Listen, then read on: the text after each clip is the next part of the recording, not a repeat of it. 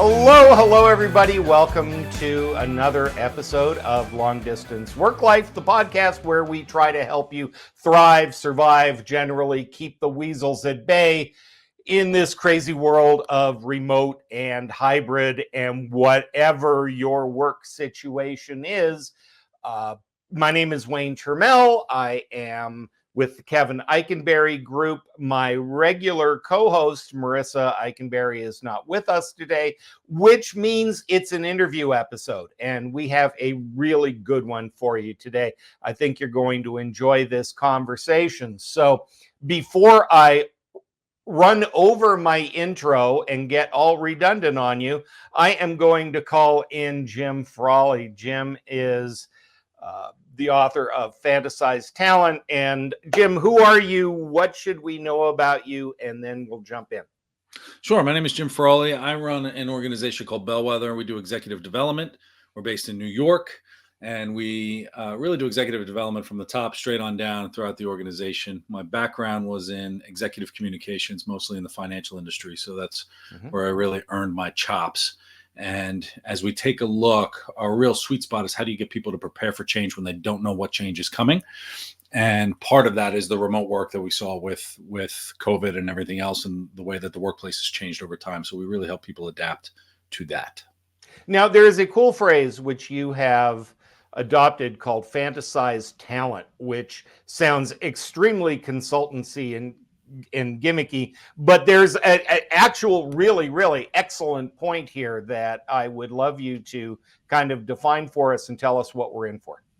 Yeah, so the term fantasized talent, and it came up, I was giving a presentation in Vegas at an HR conference, and someone asked if imposter syndrome was getting increased with all this work from home. And what I've actually seen as I thought about it was this idea of fantasized talent. Fantasized talent there's an assessment.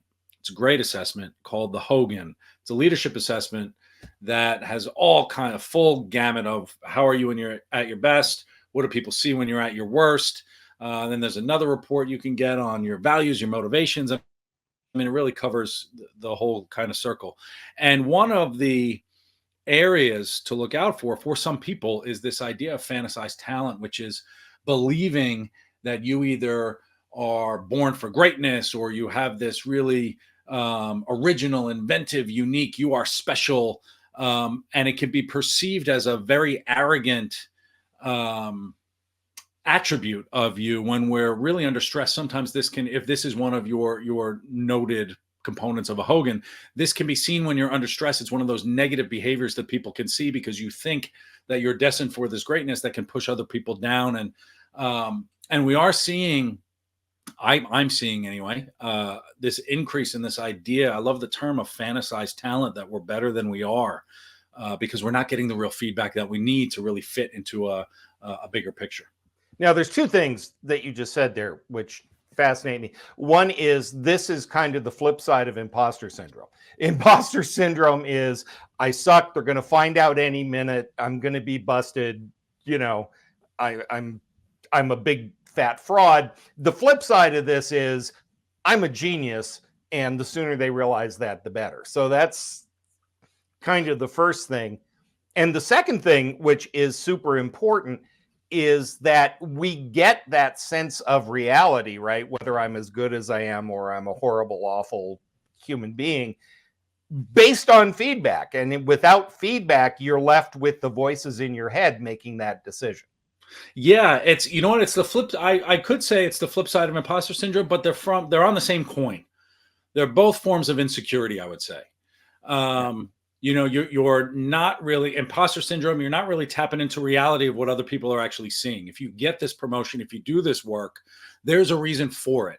And we always have the self-doubt and everything, and it's a healthy self-doubt. So when we're dealing with imposter syndrome, it's what are people actually seeing? There's a reason I'm here. Am I living up to those expectations? And there's this fear to drive us to kind of continually be better. On the same side, this fantasized talent is you're not getting the feedback you need. You're not matching reality. You're not really seeing, you think you're doing a great job, but you're not necessarily picking up what really leverage you have. And so when we're working remotely and feedback comes in so many different forms, we want this feedback. We want to be told how we are, but we don't necessarily believe the words that we're told. And so when we think about feedback, I could tell you 10 different ways how great you're doing. We still don't necessarily believe it. And feedback comes in so many different forms with social cues, verbal cues, the way that people look at you, the little shrugs, the facial expressions that people make when you're in a room with other people. And so feedback comes in so many different forms that have been removed when we're working remotely. We're going through this screen that we don't get the rest of the room as you're talking one-on-one with someone or in the hallway or something else. How's that idea really picked up? And so it is kind of the same coin in terms of how are we actually landing on other people to remain relevant as the workplace changes. And of course, the challenge here is the same as it is with everything having to do with remote work, which is it's not like we were great at this when we were all together. No, yeah, right. Most people, nobody likes to give negative feedback. Nobody likes to tell you how to improve. It's the biggest complaint that people have. And so many, when I'm working one-on-one with coaches or with teams, I don't get the feedback that I need, is something I always hear.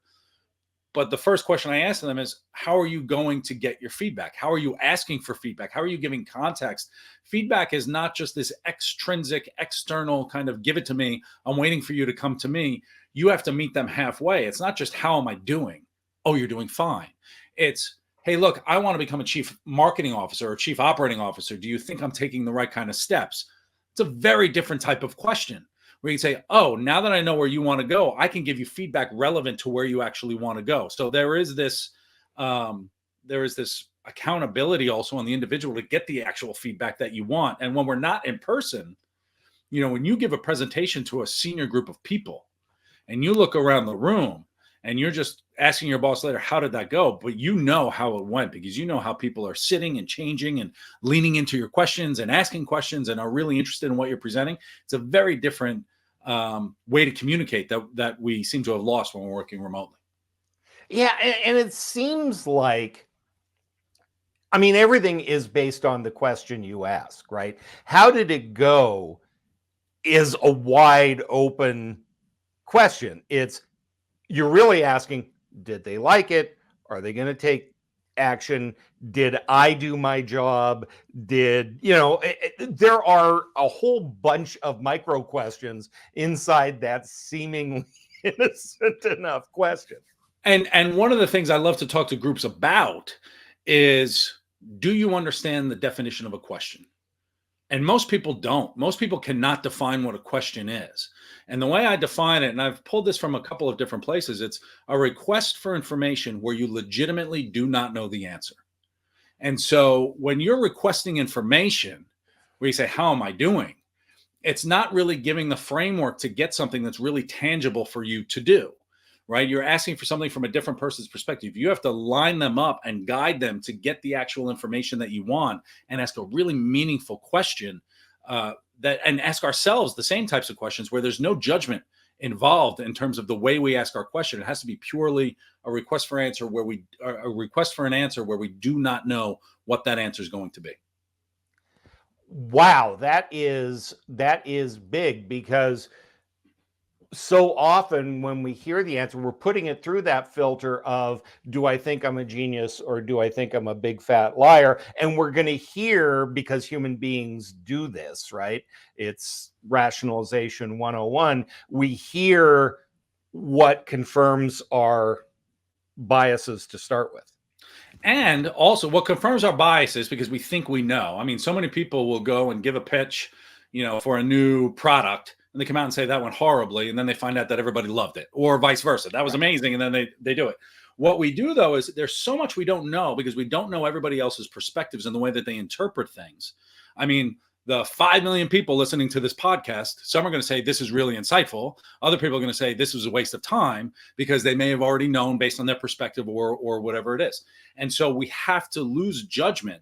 We fill in the gaps where we don't know what other people's perspectives are. We fill in gaps. If you ask me, how am I doing? I'm filling in the gaps of what the context is on why you're asking. If you want to give me feedback, you're filling in the gaps based on your perspective of where you are, where you wish to go, and everything else, where we have to line people up to say, these are my expectations, these are my intentions, this is what I want, so that we can kind of fill in those gaps for them so we can get the feedback that we actually need. Yeah, I think the number one challenge with remote work is that there is so much white space around us. And in lieu of real evidence, we tend to make up what fills that white space, whether that's positive, negative, delusional, Yeah. whatever that is, right? We're creating it unless we're proven otherwise, we're going to fill that up with our own assumptions and biases. And working from home, we're doing an amazing job, right? If you're sitting there digging a tunnel and you say, I'm working really hard and I'm working extra hours and I'm digging this tunnel, but then from left field, somebody says, what are you building a tunnel for? You need a bridge. You say, I'm completely out of, I've done the completely wrong thing. I'm in the completely wrong place. And I've spoken to many people who have lost their jobs over the last few years because it's happening a lot. And I've heard this from multiple people. I had no idea how out of touch I really was. I had no idea how irrelevant I really was, how I was becoming so further away from the mark because they weren't asking questions. They weren't inserting themselves. They weren't getting in front of the right types of people. And then they wake up one day, there's a massive layoff, and they say, I was working so hard. I was doing crazy hours. I was doing good work. And say, this part of the business is no longer relevant. We're cutting it out. You're gone. And so we have to ask these types of questions on remaining relevant. And that's really the hard part when you're working remotely is how do you remain relevant and make people aware of you? And we have to do this by asking really good questions. Yeah, I call those Wile E. Coyote moments where you're running and you're off the cliff and you're way off the cliff and you don't know it until you look down. You do a couple blinks and you're stuck. Exactly. Everybody should be issued a little sign that says yikes. Okay, so there are two things that kind of came to mind as you were saying that. And one is from the leader's side and one is from the employee's side. So clearly we need the feedback. Let's start with the individual, right? How do we consciously, intentionally get the feedback that we require? And this applies no matter how or where you work, but it is particularly important in a remote environment. So the first thing we have to recognize is that feedback is a social exercise. And so we have to surround ourselves with the people who can give us the good, honest feedback that we need. This is a social exercise. It helps to be in person, but if it's not in person, then we can do it remotely. Obviously, your direct manager, you want to get it from them. You've got peers. You've got other allies within the organization. You've got people that you naturally trust. Ideally, you've had people throughout your career, even if you're young in your career, you've got people who have had a major impact on you becoming the type of executive or worker that brings out the best in you. These are people that you want to surround yourself with completely. And when you surround yourself with these types of people, we then have to teach them how to give us feedback. We have to give them the context on where we wish to go, what we wish to do. What are you really asking for? Are you asking for feedback? Why? Because you want a promotion? Because you want a raise? Because you want to make sure you're doing a good job? Because you're afraid of being laid off? Whatever the context is driving your request for feedback, you need to have a solid answer on why. And one of the exercises you can do, it's almost like this root cause analysis that you'll see in work, is I always tell people, ask 5 whys. How am I doing? Why are you asking that question? Because I want to find out how I'm doing. Why? Because I want to see if I can get a promotion. Why? Because I want to, and if you go through 5 questions, 5 whys, eventually you're going to get to some kind of root cause as to why you want this type of feedback and what's driving your question. Then suddenly you have a context that you can give. Most people, when we're communicating, we don't give context. And this goes to leaders or individuals. We don't give context. Why'd you do that? It's not a question. That's a judgment. You want to kind of cue them up so that you can cut them down. So how can you ask, tell me more, allows you to get some context so that you can give the proper answer that people are actually looking for. So we have to give context to why we're asking for feedback so that people can give you the feedback that you really, really want. You said something really important. I mean, setting context is critical, but you said something important that kind of got glided over, and I want to make sure that our listeners pay attention to that, which is feedback comes from all kinds of places. When we hear feedback, we assume, many people assume, that that's my boss giving me performance evaluation feedback. I'm doing a good job. I'm doing a bad job. But in fact, feedback takes all kinds of forms from all kinds of places. And very often we don't give feedback to our peers, to our colleagues, to whatever, because that's not our place. Right. Yeah. We don't want to overstep our bounds. We love to pass judgment. We're thinking about how other people are doing, but we never want to tell them. But also, depending on who your audience is for feedback and getting feedback, I mean, whether it's a senior person, your direct boss, people who report to you, people who are peers, the type of feedback can be different. It's not just how am I doing, right? You're not going to ask a person reporting to you, I want to be a chief marketing officer. How do you think I'm doing? Feedback comes in many different types of questions. You can get these, did we tackle what we wanted to achieve in that meeting? How do you think that went? How would you have done it differently? What do you think that meeting means for us today? And is there something that you saw in that meeting that maybe I didn't? All of this is feedback it's data that we can absorb to say, wow, this person saw something that I did not even think about that I should probably incorporate into my presentation next time or into my meeting next time or something like that. So the types of questions we ask run the full gamut, but we want honest feedback and we need to lay a groundwork where people can be honest with us. And it's not this personal kind of you were good or you were bad or you were this.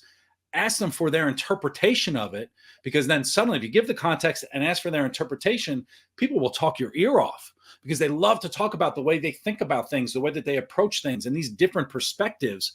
That's feedback. That's the social kind of network that you want around you to give that valuable perspective, to challenge your belief systems, to challenge your assumptions. Every assumption you have is probably wrong. And so how do you take these assumptions and get the feedback you need to challenge it so that you can be better in the next round? So as an individual, it's about create context. When you're seeking feedback, create the context for it. I'm pretty sure I know the answer to this, but let's put the shoe on the other foot. I'm the manager, right? I'm the leader, whatever. And I need to give feedback. What do I need to be aware of, watch out for? First two things I would say. One is you have to create the expectation, right? If you want an expectation of brilliance, you need to say, I expect brilliance. And I'm going to cut every string so that you can be as brilliant as you are, but recognize when you don't hit this, I'm going to come out and I'm going to tell you that you didn't hit it, right? So if you properly set it up at the beginning to say, these are my expectations, then it's easier to have the conversation later. That's one.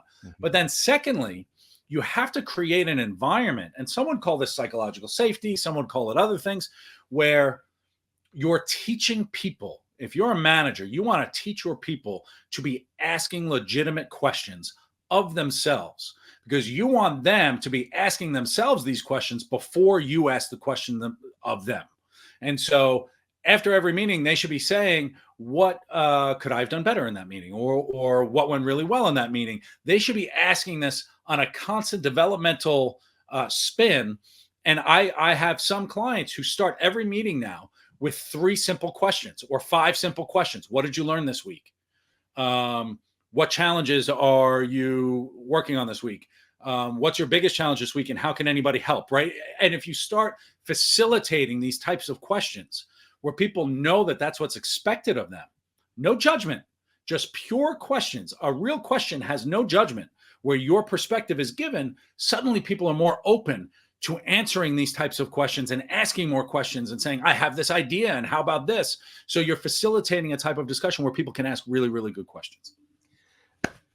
Jim, we could go on for ages. This topic is fascinating. I love this stuff. And we're geeks about this stuff, and we can talk about this for much longer than anybody wants to listen to it. But thank you so much. The whole concept of fantasized talent and, what we believe about ourselves should be evidence-based. And are we getting feedback that supports or doesn't is such a uniquely phrased thing, which we don't hear very often in this business. So thank you for creating that easily stolen concept. We like that. Yes, it's good. I'll give credit to Hogan, but I love the term, right? Fantasized talent. I think it's so relevant right now. It's because we just don't know. Indeed. Ladies and gentlemen, if you have enjoyed this conversation, and I can't believe you didn't, please listen to other episodes, like and subscribe. If you want to take another look at this, if you want links to Jim's business bellwether, to Jim himself, all of that good stuff, check out longdistanceworklife.com. That's where we keep our transcripts, past episodes, all of that good stuff. If you have an idea for a show, if you have a comment, if you have feedback for us, whether that's legit feedback or vicious personal attacks, which may be legit, we're good with it. Reach out to either myself or Marissa, Wayne at Kevin Eikenberry, Marissa at Kevin Eikenberry. Find us on LinkedIn. We love to interact with our listeners. Pet peeves, future topics, future guests. We want to hear from you. And if you want to learn more about delivering feedback, you can certainly talk to Jim. Not for nothing, at the Kevin Eikenberry Group, we have our long distance leadership series. It's available in-house for our clients or as an open enrollment program. If you want to learn the nuts and bolts of being a good leader in a remote and hybrid environment, check us out. Links are also on the show notes. Jim, thank you for being with us. We really appreciate your time, man. And for everybody else, thank you for listening. Don't let the weasels get you down.